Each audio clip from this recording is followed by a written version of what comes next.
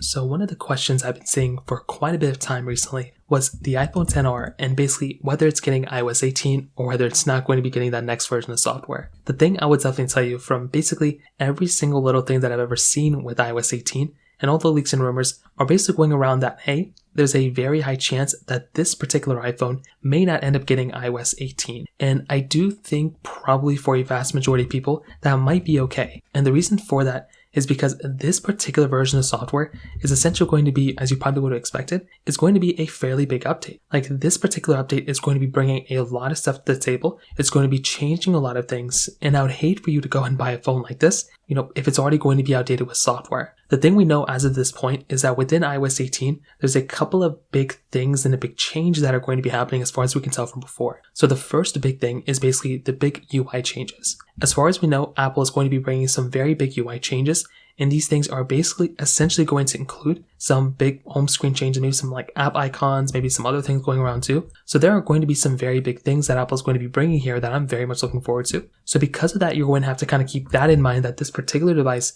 is also going to have to handle, the performance of these things are going to have to be handled on that particular device. On top of that, with all those other AI and machine learning things that Apple has basically been throwing into this particular update too, that will basically mean that Apple will have to go through and essentially, as you probably would have guessed, they will have to make sure that the iPhone XR can also handle all of those things as well. So that is another very big thing. If you're planning on buying one of these phones, you have to keep in mind that these particular devices also have to be able to handle all those AI things that Apple's going to be throwing into this particular device too. So there's a lot of things that Apple's kind of throwing in from that particular perspective as well. And that in and of itself is another very, very big, massive thing going on for this particular device when it comes down to it from there. On top of that, because this phone had that Apple A12 Bionic chip, that's not really like the latest and greatest chipset anymore. That is a fairly outdated chipset. And this phone, like as I mentioned before, it's just not really going to be that great. So I personally think that the iPhone XR, like as of this point, is still like a good relevant phone. I think this phone still has a lot of capability, a lot of quality. And I do think probably for like the average person, it is like more than enough of a phone for the average person to go ahead and buy and have a good time with it.